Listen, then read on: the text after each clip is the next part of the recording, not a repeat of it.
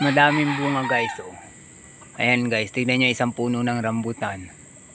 Ayan, dahil sa dami ng bunga, ayan guys, lumapat na siya sa lupa, oh. Ayan guys, oh. Dahil sa sobrang dami po niyan, eh. Lumapat na po siya sa lupa, hindi na kayanan ng sanga.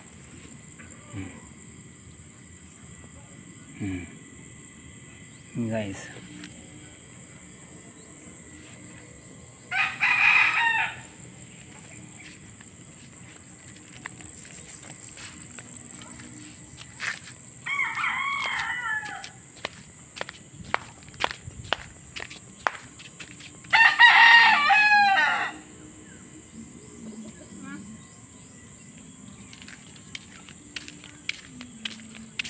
yan pa may-ari, si Nana.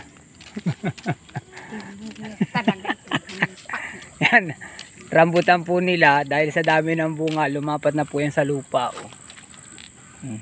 Yan. Yan, thank you very much for watching.